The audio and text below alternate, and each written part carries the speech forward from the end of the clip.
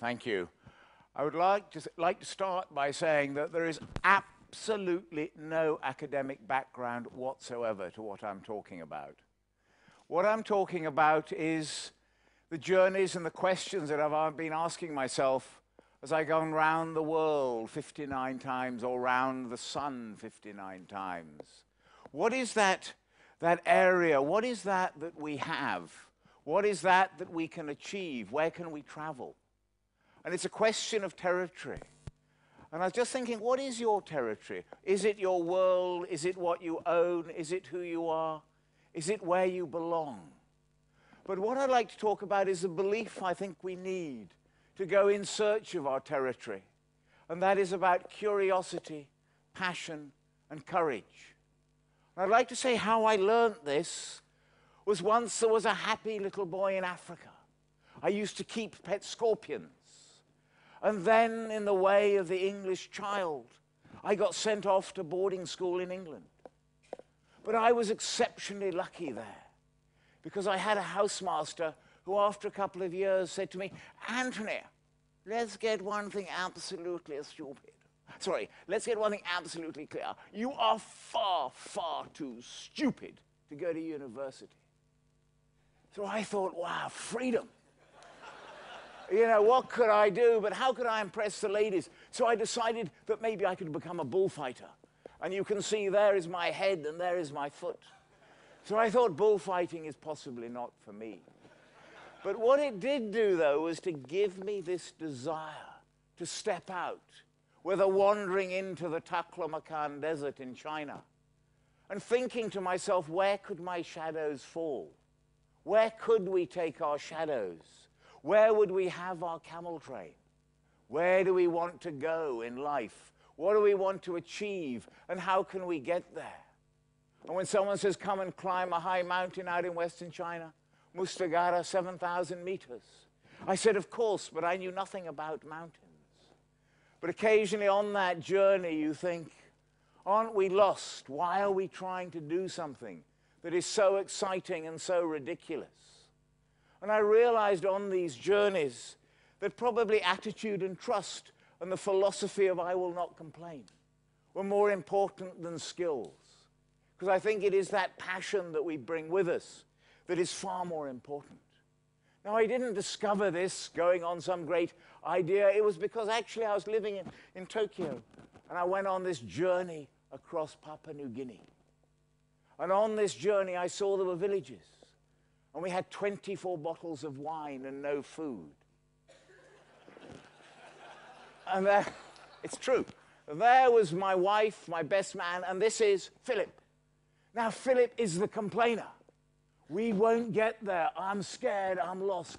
That man had such faith in human nature. He had a padlock on his backpack. And I realized it was about this trust and these skills. And when you're in the middle of a river, you don't want someone saying, I know the rope is going to break. But what I think we need to do now is from time to time is to go back to visit that campfire, visit that energy, that essence of what we are. And I didn't discover this by going off looking for things. It was basically because I drank too much beer in Tokyo, and there was my stomach. And I thought, let's go off and wander into the deserts and elsewhere. And on this journey, I went off, and there every evening, the Maasai would wander into our village. And at school in England, I had seen arrogance without an iota of substance. Here I saw substance without an iota of arrogance. And I thought, what is it they have? At that time, I had my Rolex watch. I had all sorts of other things. I thought, what is my substance? So I decided to go to Papua New Guinea. And I went to New Guinea, and I started to learn about a big man having many feathers, a bigger man being able to hand out his feathers, that one had to take the responsibility of the spear, and one could not hand it out. But most important of all, when I said, what is the most important thing in your life? They said, it is my territory. They know the community. They know their identity. They know who they are because of how they behave. And I thought maybe the world is my territory.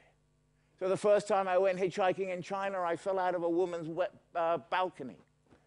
and I paralyzed myself. But it made me start to question, what are my values? What are those things that are important? And in Africa, where we spend a lot of time, the story of the goat. And a goat is handed to a child at the age of 3 and said, this is what you are responsible for. Look after this goat and your community thrives. If the goat dies, our community is at risk. At 3, a child is given that responsibility. So maybe I believe the time has come to simplify our world, to simplify back to metaphors, and where feathers are awarded and handed out, and spears are given. And whether it's on the Great Wall using metaphor, but preferably I go back to Africa. I go back to where we first stood up, and there in Africa, we use that as the metaphor. What is your world? What are you looking after? What are you actually protecting? What are the threats to your world? Let's bring them real and emotional so people can see what they might be.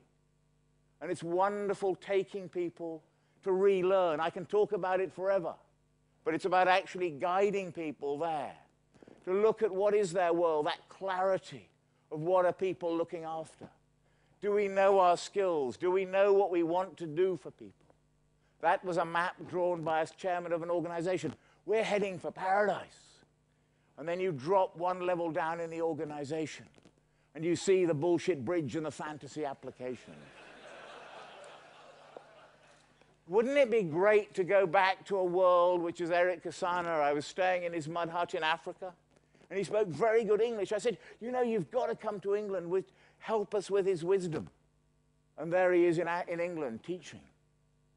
Because I think we need to learn, we need people who know who they are because of what they protect. And as economic crisis and other things come into our world, and we start to think, what is it? What do we value? Do we value education, or do we value who we are? And I think today we need to build up our airbags of trust. Trust in self, trust in others, because these occasionally deflate. And over here we have the designer brands, the job titles, and the other things. And how much of our education is a cardboard box? If I get this degree, I will be a great person. Is it not possible that Western civilization only exists by having education systems that make us feel socially inadequate? When are we taught about who we are, about what we are, and about what we can do in life? And that's all I can talk about it, but at least with my children I can say, what are you chasing in life? Go out to Africa, chase those dreams, reach out and look at what is possible for all of us. And that is why this summer I'm sending my 16-year-old to spend a week looking after the cattle of the king of the Zulus through a wonderful contact who is here today, and then walking with the Maasai for a week. Because I think we must go back to a point where we are respected for what we can contribute, respected by our communities for who we are, what we can do, and ultimately take responsibility that all of us here have that freedom to go in search of inspiration to make a difference to the planet. Thank you very much indeed. Thank you. Thank you. Right, thank you. Well done. Thank you very much. Very well done. Well done, man.